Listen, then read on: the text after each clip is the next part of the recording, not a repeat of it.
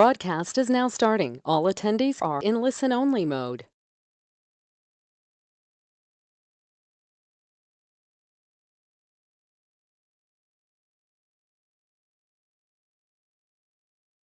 Morning, everybody, and welcome to our 10 o'clock Tuesday, or sorry, today is Wednesday, our 2 o'clock Wednesday webinar.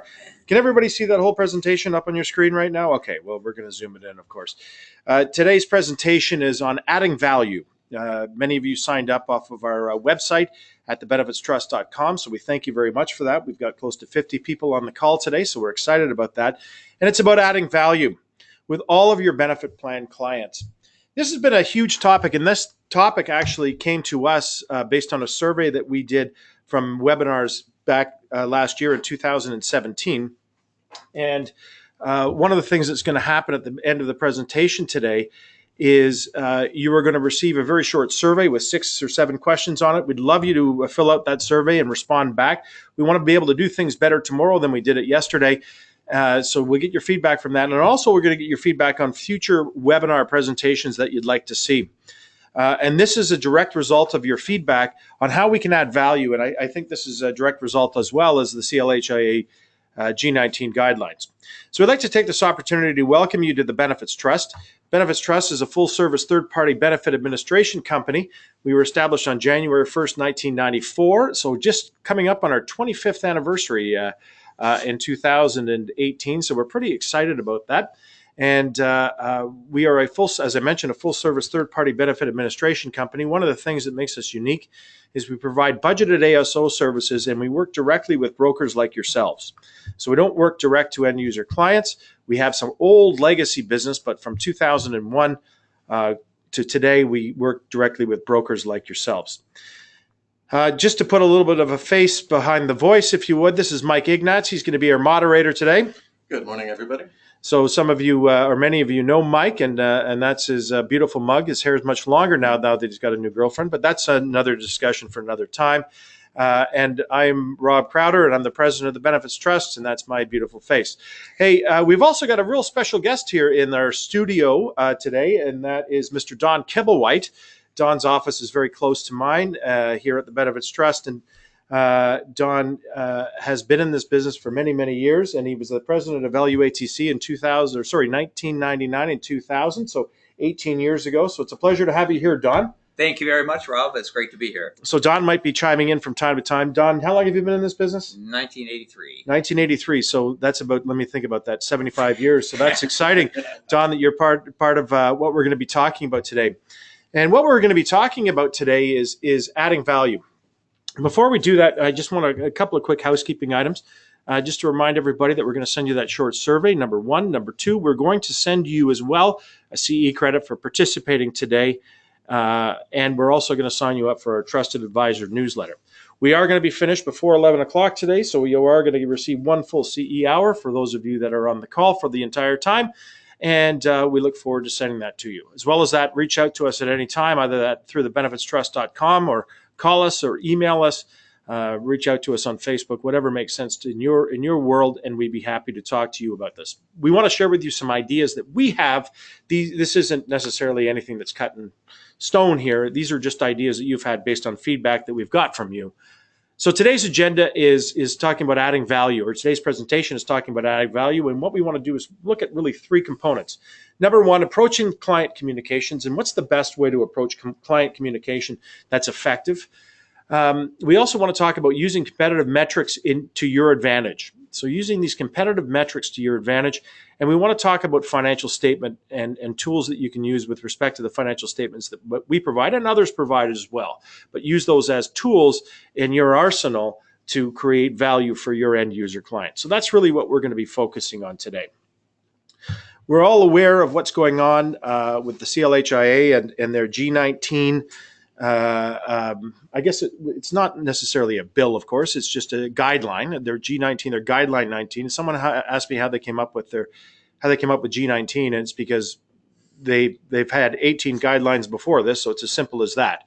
And it's about disclosure of compensation with respect to employee benefits. There have been a number of meetings that have taken place across the country, and I'm sure all of you are well aware of them.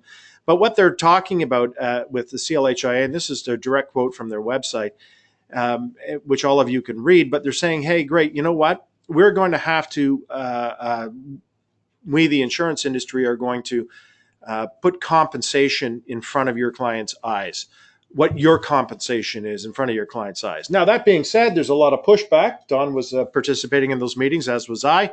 There's certainly an awful lot of pushback on how they're going about this, and they've actually delayed it by 6 months so far to January 1st, 2019. So we've got a year's time from now, but a lot of brokers I've been talking to over the last couple of weeks and months about this are looking for ways to add value, because quite frankly, some of them are nervous, some of them are not, some of them are nervous, and some of them are downright terrified. And some of them we don't hear from, and they don't hear from their clients either. So I think they're just, keeping their fingers crossed that nothing happens. But the form of disclosure is kind of interesting, because the form of disclosure from CLHIA 19 or the CLHIA G19 is they're saying, percentage of premiums and claims paid. That's one thing, but also it's going to be a real dollar value. So clients are going to have that in their face. They're going to say, hey, Don Kibblewhite, because he's sitting right here, so I can pick on you today, Don. Don Kibblewhite's clients are going to receive a statement that says, hey, Don got paid $3,750 for this particular group insurance account as a consulting fee, or as a commission, or as a dollar amount that he's getting paid from the insurance company. So it's real kind of in your face stuff. So the question is, how do we add value? And are you ready for this? And what are your clients going to say? And I'm saying right now, the time is to start ramping up your services, if you are not doing that already, but ramping up your services just so they're more in your client's face, so they know when they get that statement from the insurance company that says, hey, Don's getting paid $3,750, they're going to be okay with it. Right, Don? They're going to be okay with it because they know that you are doing work for them.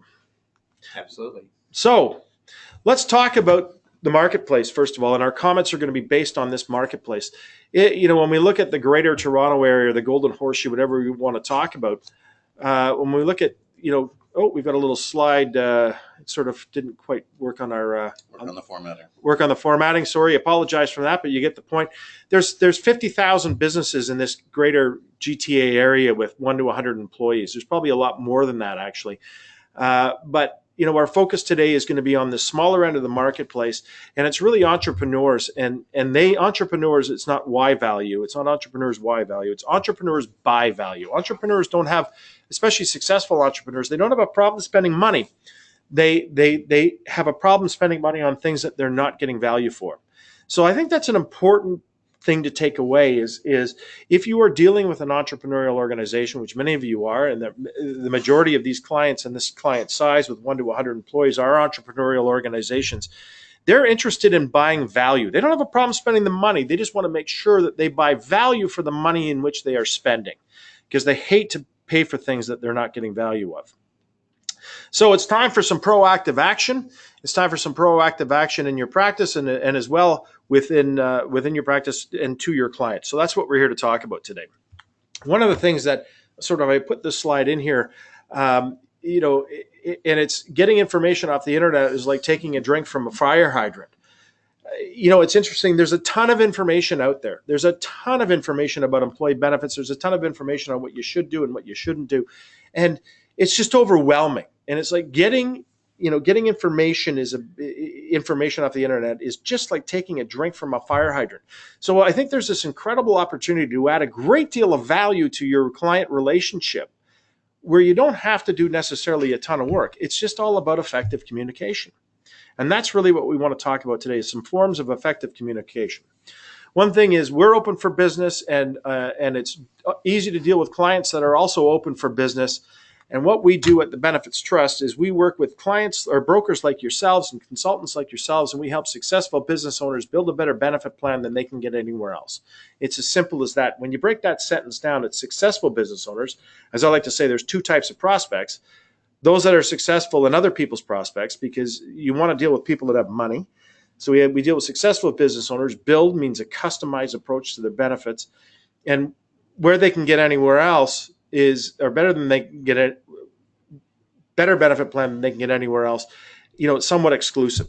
So we help people create benefit plans that work for them, and it's exclusive. So that's what we do here at the Benefits Trust. And we work directly with brokers like yourself. And we're going to be our comments today are going to be based on end user clients and how to interact with end user clients, or how we've seen different people interact with end user clients and create this superior amount of value. So let's get started. First of all, approaching client communication. I remember Dan Sullivan at the Strategic Coach saying many years ago, and I just remember this quote. It was just sort of an offhand quote that he said, and he said, communication, not communications, communication is the result. Communication is the result. So when you're approaching client communication, it's what result do we want to have the client have or realize or experience? And, what is that result? And I was thinking about, when I was putting this together, about approaching client communication, and it's something I've always thought of.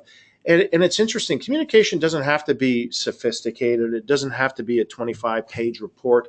It doesn't have to be a 4-pound report that you throw and thump on their desk. It's just got to be efficient communication. So approaching a client communication is just like approaching a high school essay. It's interesting. I never did very well on exams, but I always did well on papers because I'm a good bullshitter. But anyways, approaching client communication is just like approaching a high school essay. And a high school essay is quite simple. You've got an introduction, you got a body, and you got a conclusion. The introduction is identify the purpose, using some words here. Identify the purpose, tell them, in 2 or 3 supporting details what that purpose is going to be, and then, do the conclusion, restate the thesis. As I like to say, tell them what you're going to tell them, tell them what you told them, or tell them what's going to happen. Oh, sorry, let's go through this so I don't mess it up here, but tell the client what's going to happen throughout the year. All you got to do is very simple things. Tell the client what's going to happen throughout the benefit year. These are the things that are going to happen over the next 12 months with your benefit plan. Terrific. And then you got to tell them what's happening throughout the year, right? Simple as that. Tell them what's happening. And then at the end of the year, tell them what's happened over the past year. It's as simple as that. Tell them what's going to happen. Tell them when it's happening. Tell them what's happened over the past year. Oh, and then it's easy. Repeat year after year. It's just like washing your hair, rinse, and repeat. It's as simple as that. Tell them what's going to happen. Tell them when it's happening, and then tell them what happened. It's as simple as that. So tell them, client, what's going to happen throughout the year. How do we do this? We don't know what's going to happen. I can't predict the future. Mike, can you predict the future? Not generally. Not generally, no. If he did, you'd pick 7 numbers for Friday night. We never hear from you. And Don, you've been in this business, as I mentioned, for 75 years. Can you predict the future? Not very well. Not very well. My track record's not great. But you can tell them what you think is going to happen. And as I like to say, do a client administration checklist. This is something that Dave Patriarch has been talking about through the CGIB. And if you're not a member of the CGIB, it's something that you should certainly look into. But put together a client administration checklist. Dave's got a very good one. It may be a little long for some people. That's fine. But you create your own client administration checklist. It really points out whose roles and responsibilities, who has what roles and responsibilities individual players have within that checklist. So there's no surprises. It's the old what happens when and who to contact when. And as I like to say, lead your client. You've got to lead your client, and you've got to take that information. You've got to lead your client to manage their expectations so there are no surprises. And this is a really important thing that I think a lot of people miss. And it's interesting, when I'm out at meetings with clients and brokers, one of the things that we do is really try to manage their expectations so there are no surprises, because clients freak out when they get a surprise.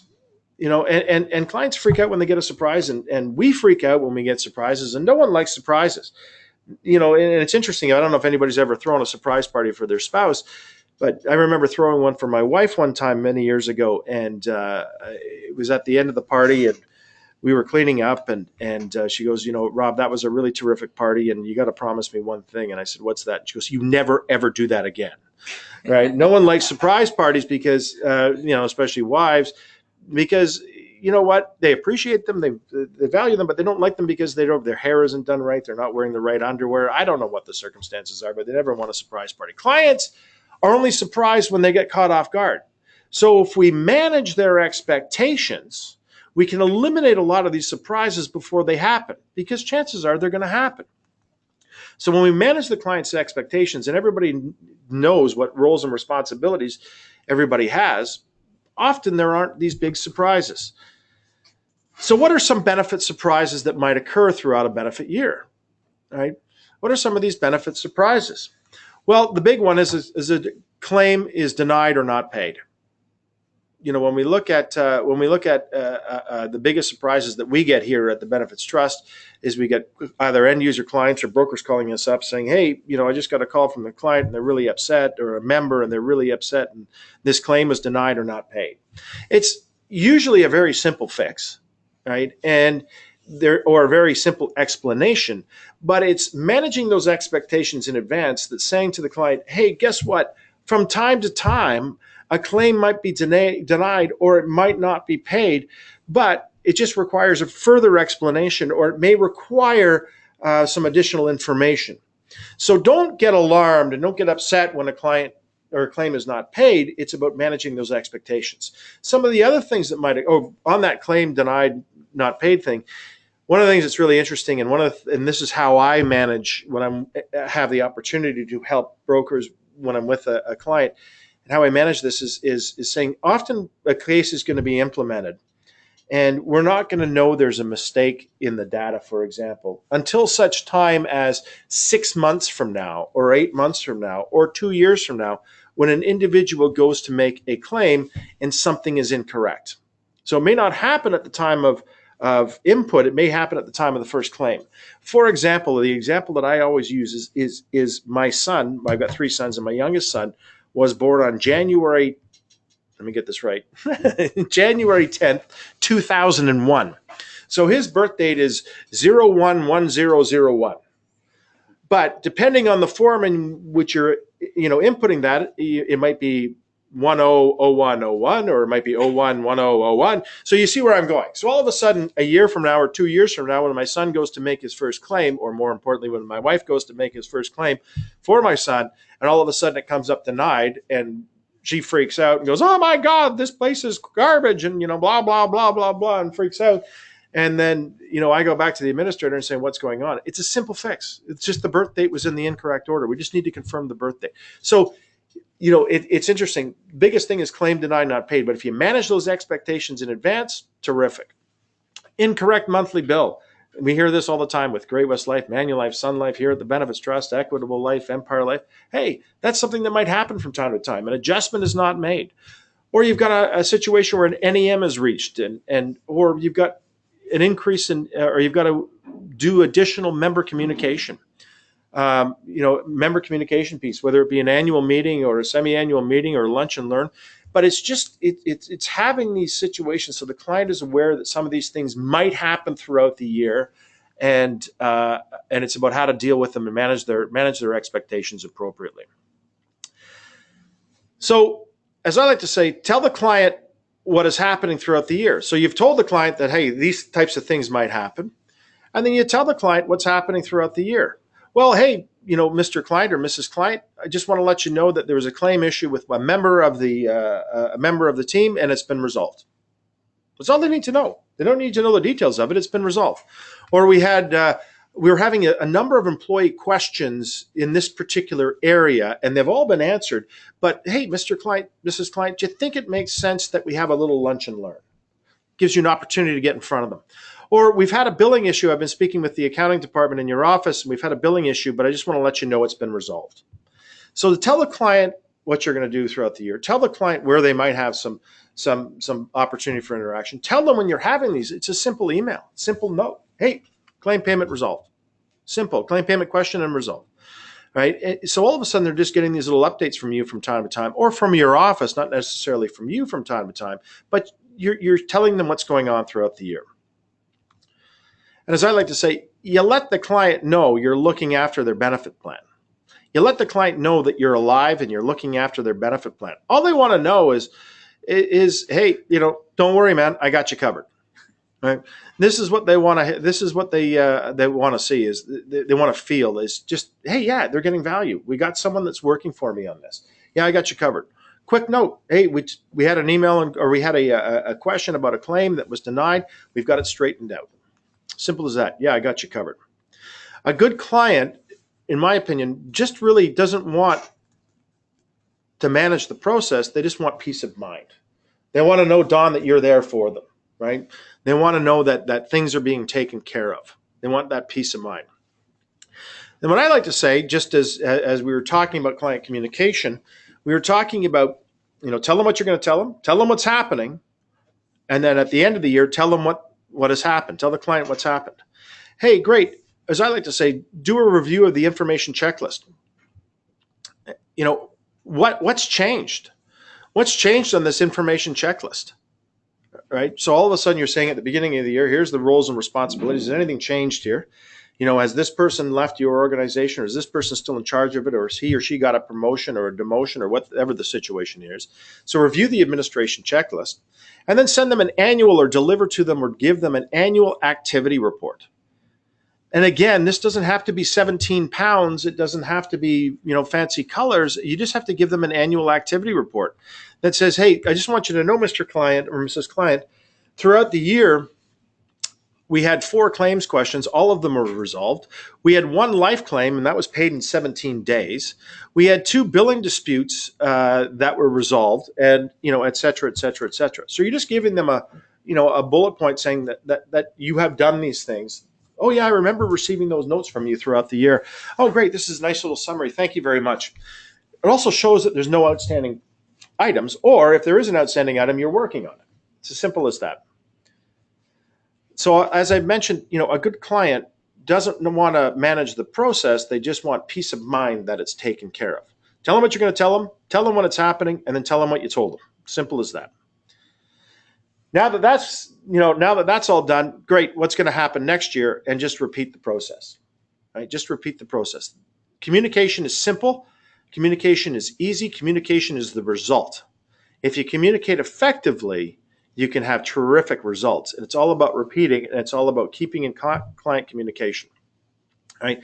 And communication today is so easy. It's just a simple email. It's interesting. I take my car into a particular shop to get fixed, and they say, and they do this, which is awesome. They say, hey, as soon as we get your car in and do, hook it up to the computer and do the analysis, we're going to call you and tell you what's going on. And we're going to give you an update at that point on when we think it's going to be ready. So always, I take the car in for their, service and or because one of the warning lights is on or whatever it is. And all of a sudden at, 10 o'clock, I'm getting a call. We've looked at your car and, it's this sensor that's gone, or that sensor that's gone, or this gigajoule. I don't know anything about cars, but this thing that's taking place of them, we're replacing that. And by the way, bring $375 with you when you pick up your car at 5 o'clock. Have a great day. But it's just that constant communication. It's simple. I'm not left out in alerts. Hey, I wonder what's happening. And it's the same thing with benefits. This is what's happening throughout the year. This is what's going on. We've solved these problems. I've got your back. As I like to say, be the trusted advisor. Put yourself in that role so you are the trusted advisor, and they look at you as the trusted advisor. And you do that by managing expectations and managing the client's expectations in advance. And as I like to say, be the expert. One of the things that was interesting is my oldest son, Robert William, is working for us here at the Benefits Trust, and he's just started. And I was at an event on Friday afternoon or Friday evening last week, and I overheard a friend of mine who's been a broker for, much like Don, for about 75 years, and he was saying in this conversation to my son, he goes, "Hey, 90% more than the people you're talking to. Be that expert." And you do that by managing their expectations and managing the relationship. So that's 22 and a half minutes, 23 minutes. Let's go on to the next component, and that's using competitive metrics. Using competitive metrics to your advantage. And it's interesting. This template, I don't know if you saw it at the very beginning, is really sort of based on an EKG. And an EKG is really just using benchmarking against healthy people, and your EKG, they compare it to look for problems and issues and so on, but it's really about benchmarking. EKGs are really about benchmarking. So using competitive metrics to your advantage, and as I like to say, it's about benchmarking made easy. And this is a great resource that's available to you. Benchmarking made easy. And the Board of Trade of Metropolitan Toronto does an annual benefits survey. They do this annual survey, and the annual survey is all about compensation. And there are a number of different surveys that they do that are available, but in their compensation suite of surveys. But there's one particular that we subscribe to, and it's the Toronto Board of Trade Annual Benefit Survey. They survey about I think 1,500 different clients from all different industries across the GTA, and they talk to them about their benefit plan, and they do a survey in detail about their benefit plan. And it costs about $500 a year, and it's the best tool that one can buy. It's as simple as that. It's the best tool that somebody can buy. And it's interesting. I know a couple of people that have bought these over the years, and they walk around with them in their briefcase, and they often refer to them. Refer to the survey, and say, "Hey, according to the Board of Trade and Metropolitan Toronto Survey, the average cost of an employee benefit plan is $3,200, or most people have $25,000 of life insurance." And it's interesting because all of a sudden you're the expert and you're the authority and you've got the survey in your hand. But it's the best tool that you can buy for $500. If you're going to spend $500 anywhere, right, spend $500 on this. If you're cheap, there's also the Sanofi survey, but it has totally different information. But you should probably avail yourself of both. Yep, that's a great point, Mike. Thank you very much. But some great client questions to ask. And one's real simple is, "Hey, Mr. Client, what's your corporate compensation philosophy?" What is that? What's your corporate compensation philosophy? They might look at you like you got two heads and say, "What seminar have you been listening to?" Right? But it's, what's your corporate compensation philosophy? They may not have one written down, but they certainly have one. And then the next question is, well, that's terrific. Thank you very much. And does your benefit plan, which is part of your compensation, match that philosophy? So, for example, I was talking to one particular prospect years ago, and talking to them about their corporate compensation philosophy, and theirs was, "We want to attract the best and be the best. We want to attract the best and be the best. It's as simple as that. And we want to pay the best." So it was a very simple philosophy. They just want to be top shelf all the way. And then when we looked at their benefit plan, that didn't match that philosophy. They had 80% co-insurance on a number of things. They had 80% co-insurance on a number of things. They had limits on a number of things. So their compensation philosophy didn't match their benefit philosophy. So it was kind of a little bit bizarre. We pointed this out. They said, "Well, we better make some improvements to our benefit plan." So as I like to say, "Hey, what's your corporate compensation philosophy?" Then shut up, listen. Does your benefit plan match that compensation philosophy? And they're going to say, "I don't know. I really have no idea." And then, terrific. Let's do, as part of our ongoing value-added service, let's do a benchmarking report. So you use that Board of Trade of Metropolitan Toronto study, which is done every single year, so it's very current. You use the Sanofi study, as Mike said, or use both, right? And create a benchmarking report. And it compares your clients to the Board of Trade of Metropolitan Toronto benchmarking report. It's as simple as that. You're comparing your client's plan to that report. And it's a great benchmarking report. And as I like to say, it's broken down in a number of different categories, but as I like to say, you can compare your client's plan to the city as a whole, to specific industry classifications, and to related industry classifications.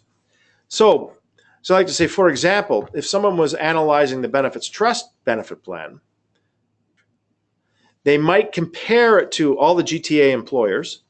They might compare it to financial services industries employers, and they also might compare it to administrative services employers, because we provide administration services here, but we've got some people like Mike who are our employees that are in the financial services world. So it's comparing to, sort of three different categories.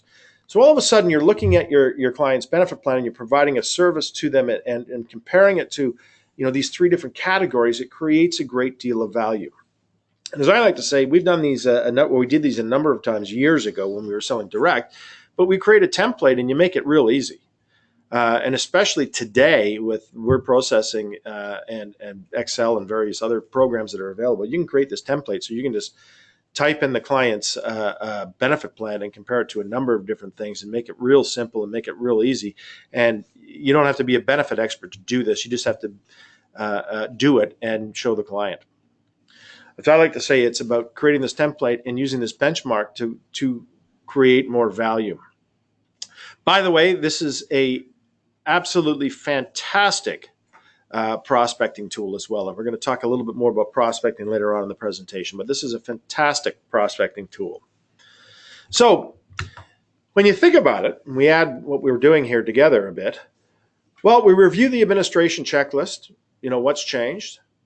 Has anything changed on this? We talk about the annual activity report. Hey, Mr. Prospect, Mrs. Prospect, we've had 4 claim questions where they've been resolved. We've had 1 life claim. It's paid in 17 days. We've had 2 billing disputes. They've been resolved. And we presented to you at the beginning of the relationship as well an annual benchmarking report. I've taken that out. And, what's changed on this with respect to your compensation philosophy? What's changed on this? So we're not talking necessarily about a renewal at this point. We're just talking about value-added services that you're going to provide that take very little time. You told them what's going to happen. You're telling them what's happened. You're told them what's happened throughout the year. You're doing who's got what responsibilities, roles and responsibilities. You're managing their expectations. And the client is looking at their benefit plan compared to a benchmarking report, and you're asking them what's changed, and you're having that discussion on an ongoing basis so they feel that they've got the right benefit plan in place. You're adding a ton of value there. So moving on to the third component, and we're just sort of buzzing right along real quickly here. And this is the first time we've done this presentation, so who knows? Maybe we might be done before 11 o'clock, and that's fine. But using financial statements as a tool. As I like to say, what does the client want on their dashboard? And this is sort of a newer term maybe that or an old term that's come back, but different clients have different dashboards of things. And, when we look at this dashboard of this airplane, and this is, I think, one of the new Boeing 777 Dreamliners. I think this is a Lufthansa plane, but there's a lot going on this dashboard, right? There's a ton of bells and whistles and switches and dials and gauges and so on. And this particular client's got a ton of things going on, and they look at this dashboard that's in front of them and all around them, and they're looking for things that are out of the ordinary. So this client's got a very, very, what's the word I'm looking for? Comprehensive dashboard. Other clients have a more simple looking dashboard. Their dashboard might just be, the speed and if anything's going wrong on the electronics of the car, et cetera, what their gas gauge is, temperature gauges, outside temperature, et cetera. RPMs and so on. So it's a little bit more simplified than that airplane dashboard, but this client has these things on their dashboard and it makes sense to them. Then you've got clients that have very simple dashboards and they say, hey, you know what? This is what we have. This is what I want to see on my dashboard. And it's interesting because when I was putting this presentation together, I was thinking about our dashboard here at the Benefits Trust and what do I look at on a weekly basis from a financial perspective, or what do I look at on my dashboard on a monthly basis? And over time, it's gotten considerably more complex because there are more moving parts. Our business is bigger. Back at the beginning, it was very simple. Our dashboard was very simple, but over time, it's got more complex. So when we're talking about our clients' dashboards and what's important to them, we also have to do a review of this on an annual basis at least, to find out what information they need on that dashboard, because it might change from time to time. And different people in the organizations might be delegated different responsibilities, and their items on their dashboards might change. So it's important to review this as well. And as I like to say, ask the question. And ask the question, and this is all about managing expectations with the end user client, is just about asking great questions. So when you ask the question, you're asking them what water they want and where, instead of just opening up the fire hydrant. What water they want and where, instead of just opening up that fire hydrant and giving them a drink. So I like to say, make it easy. Make it really easy. And a beautiful thing is if you spend an hour on something where they can spend 1 minute on something, you make it real easy for them. That's adding value. You're spending an hour on creating a report or creating an email or creating a letter or creating whatever it is, or a communication piece that they look at in a very simple format and they go, wow, this is great. And then they move on to the next thing. Where they spend a minute and you spend an hour, that's adding value to their relationship. So you got to make it real easy for them. So you ask the question. Often, when we're talking about financial decisions, and benefits are often financial, this is what the client sees. They just see a bunch of mumbo jumbo numbers, and they see them once a year after the fact when they can't really do much. Right? That's what the average broker does, or sends a letter or a package or an email, or hey, attaches your renewal report. Call me with any questions. Not a lot of value there, folks. This is what your client sees, and they're going, "Holy crap! What are we going to do?" Right? So, as I like to say, use the financial statements that we provide to you, or others, not as good as us, provide to you. Use the financial statements as a valuable tool. Our process is very simple. And again, we're sort of jumping into this, but we encourage you to visit our website or talk to us if you're not familiar with our process. But our process is very simple. A client sends us money on a monthly basis. They send it to the Benefits Trust, which is at the TD Bank. Then we take that money and we buy insurance for life insurance, accidental death and dismemberment insurance, long-term disability insurance, stop loss, critical illness, out-of-country emergency travel coverage, some other services that they might buy, like an EAP program or a wellness program. The second thing we do with the money is that money comes in, we also pay for claim transactions, whether that be for health claims, dental claims, short-term disability claims. And we also pay plan operation expenses to ourselves and to producers like Don. We remit the appropriate taxes and so on. Then we send both you and the end user client a monthly financial statement. We send this to you every single month, and your client gets it every single month, so they see exactly where they are. Financial statement is very simple. So I like to say it's just a sales receipt. You walk into Chapters and you buy a book, and you get a sales receipt that says, the book was $14.95 and you paid $15 and you got 5 cents change, and the name of the book is often, because of the computer systems, the name of the book is often on the receipt and time stamped and so on. And this is the same type of thing. Every client receives a financial statement, as well as you, the broker, receives a financial statement on a monthly basis. And this is a sample financial statement from December 31st, 2013. And the date isn't important, but we haven't changed it in years because it works. And what's important is we look at this from a number of different perspectives. We look at the current month. So the current month, the client sent us in $7,201.21. So much for life insurance, so much for long-term disability insurance, so much for stop loss. You can tell that was some time ago. Hey, Don, look at the stop loss contribution. It's tiny. So much for medical and dental expenses and so on. So they sent us $7,201.21. Year to date, they sent us $85,734.33. The previous year to date, they sent us $74,000. So they can see how much their benefit plans is costing them per month, year to date, and previous year to date. The next component B is we show them how much money we have sent out to the various insurance companies for those services, for that insurance, for that protection, so it protects the integrity of the promise. It's a straight flow through. In it comes, out it goes. For the life insurance, the LTD, the long-term disability, the stop loss, the critical illness, etc. Notice critical illness is zero. They didn't have a critical illness benefit with this particular client. So obviously we're not collecting or spending or sending money out. So the total insurance paid out of that $7,201.21 for that month of December, the total insurance premium was $1,402.48. Then the next, and you can see year-to-date cumulative, and you can see previous year-to-date cumulative as well. The next column, or column C, if you would, is the expenses or the claims that we paid out in a particular month. So we paid $180 in a hospital claim. We paid out $2,320.32 in drug claims. We paid out $560 in medical services claims. We paid out $0 in healthcare spending account claims. So we had a total claim, if you would, of $4,109.32. So the client knows, hey, they paid us that $7,000. We paid out $1,400 in insurance premiums. We paid out just over $4,000 in claims. Then we got plan operating costs, where they paid us and the broker, in this case, $970.32. So when we look at their balance, when we look at their surplus or deficit, it's contributions minus insurance paid, minus claims paid, minus plan operation expenses. In this particular month, the client has a balance of $719.09, year-to-date cumulative of $2,306.48, whereas in the previous year they had a deficit of $7,400. So the client clearly sees what's going on at any one point in time, and you, the broker, clearly sees what's going on at any one point in time. So your client receives these statements on a monthly basis. You receive these statements on a monthly basis. Now, we send these out without commentary.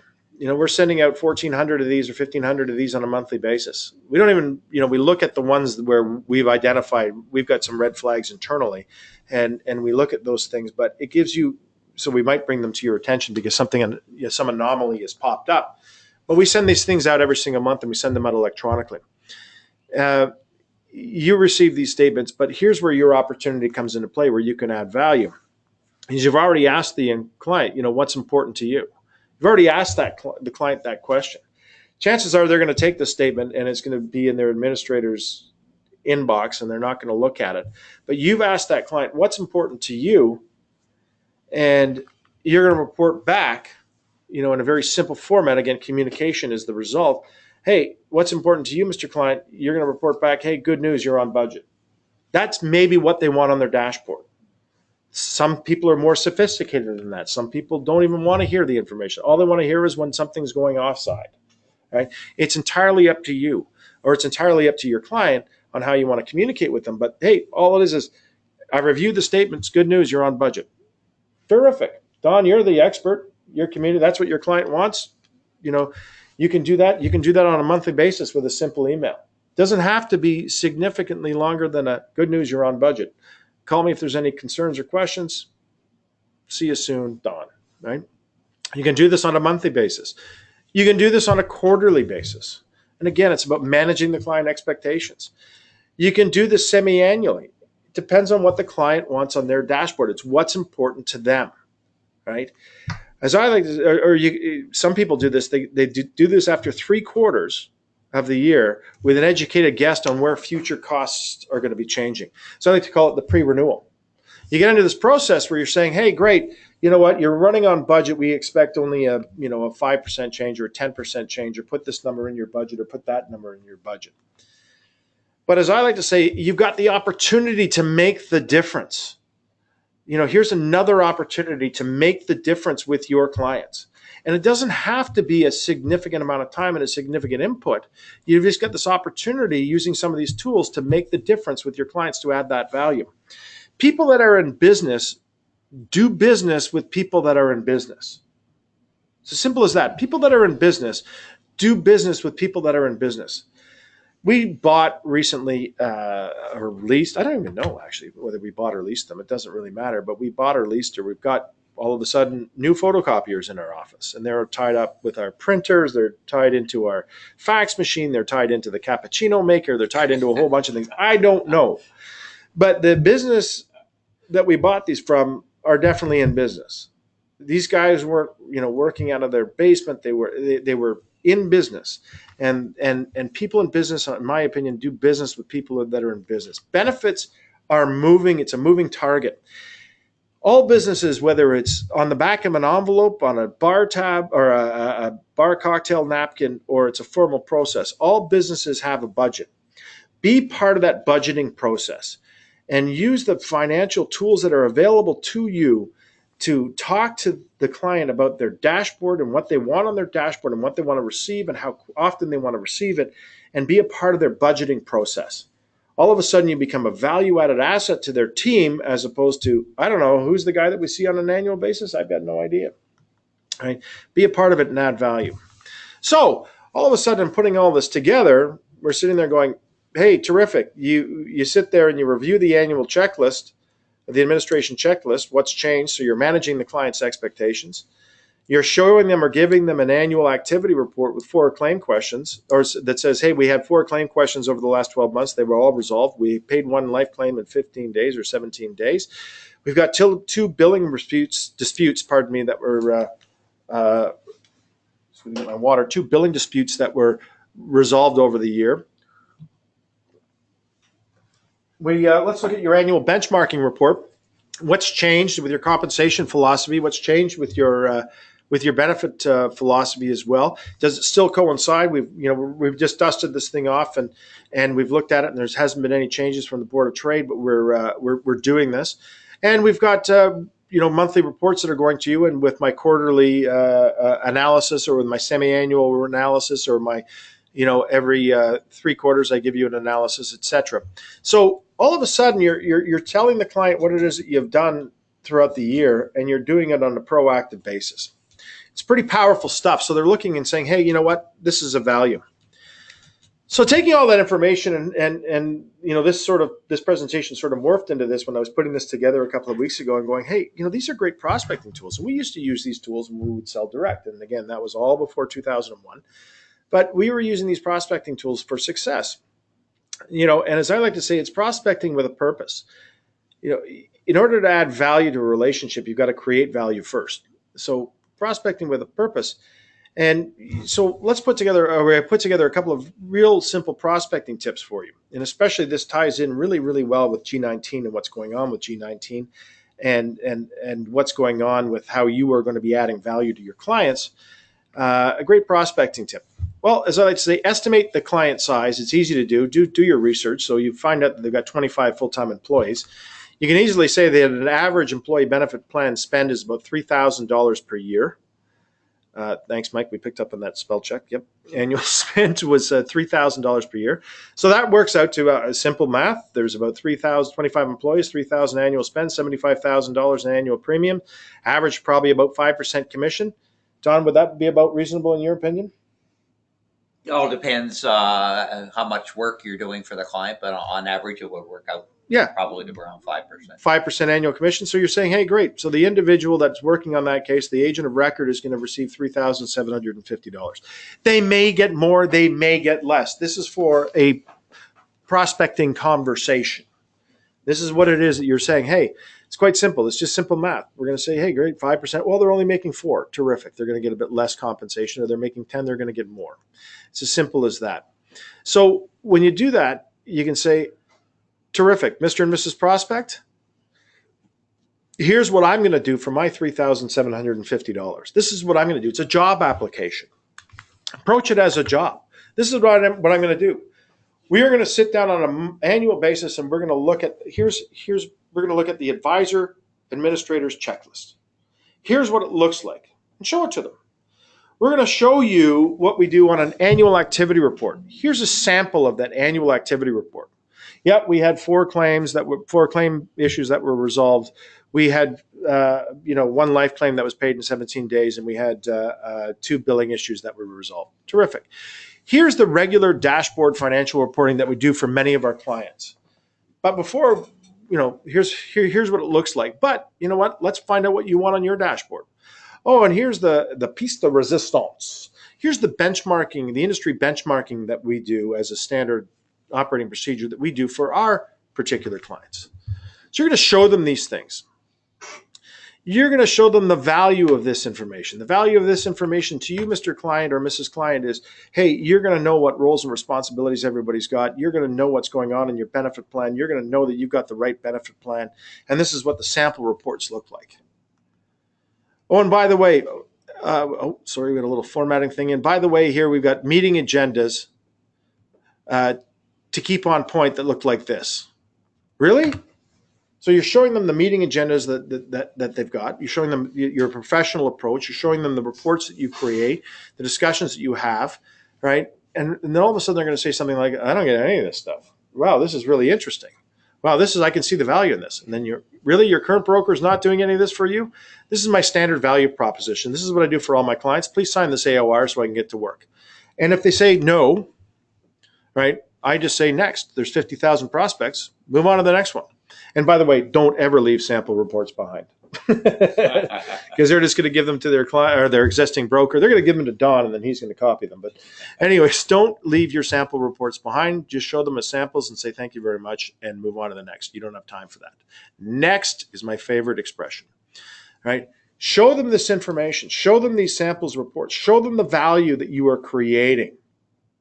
Show them the value that you're going to create and how you're going to earn your $3,750. If they're not interested, next, move on to someone that is. Because still to this day, we walk into broker meetings client meetings with brokers, and we chat about the value proposition that we're going to bring to the table. And we say, who is your current broker? And they go, we have no idea. We never see the individual. I haven't seen him in 3 years. We hear all of these excuses still today. Now they're going to get a note, or at the end of next year, they're going to get a note that says, hey, Joe Smith, who we don't know and never heard of, gets paid $3,750 a year. They're going to go, pardon? Let me think about that. That's $20 an hour, right? And I can hire somebody $20 an hour for, like 4 months to pay them that $375 or $3,750. Anyways, it doesn't matter. You got to create value. So add value by telling your client what you're going to do for them, do it for them, and then tell them what you did for them. It's very simple. It's very straightforward.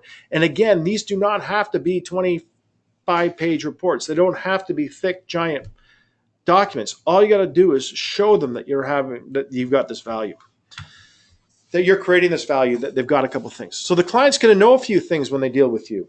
The client's going to know a couple things when you do these types of things. What expectation roles are what expectations and roles, or the expectation and roles that are managed. Simple as that. As I like to say, shit's going to happen, and we're going to deal with it accordingly. So there's no need to freak out, Mr. or Mrs. Client, when a claim's not paid. There's usually a simple explanation or a simple thing that's happened. And again, I use that example of my son being born on January 10th, 2001. It's usually a simple fix. But guess what? These things are going to pop up, and we're going to deal with them. So the tool for that is the Administrator Advisor's Checklist. Everybody knows who's got what roles and responsibilities in advance. Service Expectation Result. The tool is the Annual Activity Report. Hey, great, we're going to give you this annual activity report. You're going to see that we're working for you throughout the year. It's not just at the renewal time, or it's not just at the annual meeting. Plan design, risk mitigation. We did a webinar last week on risk mitigation. You can tie that risk mitigation report into the industry benchmarking report that you do, or risk mitigation review into the industry benchmarking report that you're going to do. $500 tool, Board of Trade Metropolitan Toronto Study. You can instantly be an expert by spending $500, or the Sanofi survey. You can instantly be an expert by quoting that and showing them that in paper in a simple format. Put it into a template so it's easy to do and simple to do. They don't know that. You're the expert.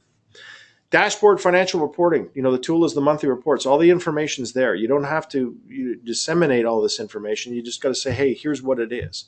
So the client's going to know that their expectation and roles are managed, that their service expectations and results are managed, that their plan design and risk mitigation is managed, that their dashboard financial, they're getting the information they want on their dashboard, so it's made real simple and easy so they can look at it. So my opinion is, if a client knows the following: who does what, when, and who to call, that all service matters are resolved on a timely basis, that they have the correct plan design and they're on target financially, and they'll have no financial surprises at the renewal, so they have to adjust their budget, the client knows that they're receiving value. The client knows that you're a valuable asset. So when they receive that statement that says, hey, great, Don Gibblewhite got paid $3,750 and Don's done all this, they're going to go, wow, shit, he's underpaid. But your goal, Don, is to do this on a regular basis with your clients, but to do it in such a format that it's very simple and easy to do, so it's not overburdening. Again, communication is the result. You can make things look as fancy as you want as a make work project, or you can just give them the information so that they're aware of what's going on. The end result is you get a happy client that looks like this. He's cool, collected. When the phone rings with your competition saying, let me quote on your benefit plan, and I'll do it for less commission than what Don's getting, he's going to go not interested, or she's going to go not interested, because we got all these happy clients and I'm going to focus on polishing the widgets that we polish. The benefits trust system, again, is very simple. It's very clean. It's all about transparency. We provide a budgeted ASO solution to all of our clients. You pay a monthly contribution. The monthly contribution is based on the benefit plan that the client is offering to their employees. We buy insurance where we need to buy insurance. We pay for claims. We pay administration expenses and producer compensation and remit appropriate taxes. And at the end of the day, the client receives a financial statement as well as you that says what the balance is. We have a benefits trust claims paying app. It's very simple and easy to use. We've got pay direct drug cards, of course, through our partner with Claim Secure, EDI Dental, email, online, fax submissions. We make it easy for clients to interact and members to interact with us. One of the things that makes us unique is we answer the phone, and it's interesting. We get a ton of feedback from this, that we answer the phone, and it's really interesting because we get people that say, "I can't believe I got the answer, and I got the answer so quickly." They didn't have to, enter their 17-digit, press 1 for English, 1, 2 for French, 3 for Cantonese, 4 for Italian. Like, someone answers the phone, they say, "How are you doing today? How can we help you?" And then they're going to ask some security questions to make sure that they're talking to the right person and make sure that the privatization is there. They're going to answer some security questions, and then they're going to get the answer to their question. So it's quick and it's easy. We've got a full service administration solution here at the Benefits Trust. Those monthly financial statements go out every single month to you and to the end user client. We use a conservative budgeting, and we've got industry benchmark setting service levels. So we got it all going on here, and we want to help you stay on target. But more importantly, it's not about you staying on target. We want to help you keep your clients on target. And the more you keep your clients on target, the more success you're going to have in your future. And that's what we're here to do, is we help successful business owners build a better benefit plan than they can get anywhere else. And we keep them on target and help you to keep on target as well. So it's 5 minutes to 11, perfect timing. We want to take this opportunity to thank you. And Don, we want to take this opportunity to thank you for joining us in the studio here today. Hey, Rob, I just want to thank you as an individual practitioner. Life is really busy and there are lots of things going on, and sometimes you lose track of the overarching reason why we're in business. And today you've given us a format, a framework to help define some of that for our clients as being really, really invaluable. And I want to thank you very much. Well, thanks, Don. I appreciate that very much, your feedback. Mike, anything to add? Nothing at all. Nothing at all. So thank you very much. Mike and I would be happy to talk to you. We're on Facebook, Twitter, LinkedIn, all those things that we're supposed to be on, I guess, right? And we're on regularly. Give us a call. Visit our website, thebenefitstrust.com. As I mentioned at the beginning, you're going to be signed up for the Benefits Trust Trusted Advisor newsletter. It comes out once a month. Electronically, of course. We are going to send you a very short and simple survey. We'd like you to fill that out and send that back to us. Give us your comments on how we can do this better tomorrow than we did it yesterday. In addition to that, give us comments on what you'd like to see in future presentations. As well as that, visit the website. We've got lots of great videos on the website, and reach out to us either via email or telephone call or drop by and say hello, just like Don has done many times. And we'd be happy to help you help your clients. Been doing this since 1994. We're going to continue to do it in the future. We're excited about the future and excited about actually adding more value to your client relationships. And I think that those that do it well will have nothing but opportunity in the future, as opposed to those that have been waking up every morning, going, "Thank goodness my clients have no idea what we get paid." I think there's a great opportunity. Good selling in the future. Thanks for your time. You're going to get a CE certificate for participating. All the best. Bye for now.